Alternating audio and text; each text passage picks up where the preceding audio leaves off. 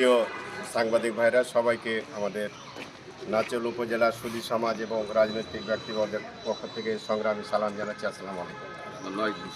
আমরা দীর্ঘদিন ধরে একটি জিনিস উপলব্ধি করছি যে নাচল উপজেলা পরিষদের ইউনো মহোদয় মিটিং ডাকার পরে মিটিংয়ের প্রতি তার কোনো গুরুত্ব থাকে না।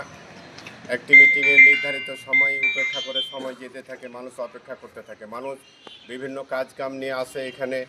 একটি সরকারি কর্মকর্তা হিসাবে আমাদের কাছে মনে হয়েছে যে এটি উনি একটা দায়িত্বহীনতার পরিচয় দিয়েছেন।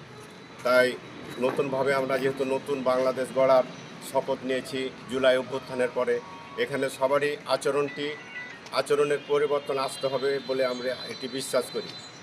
তাই আগামী দিনে আজকে আমরা যে সভা ছিল সেই সভা বর্জন করলাম, ওয়াকআউট করে এসেছি। আগামী দিন থেকে যদি এর সুরাহা না হয় তাহলে নাচলের উন্নয়নের ক্ষেত্রে হয়তো এটি একটি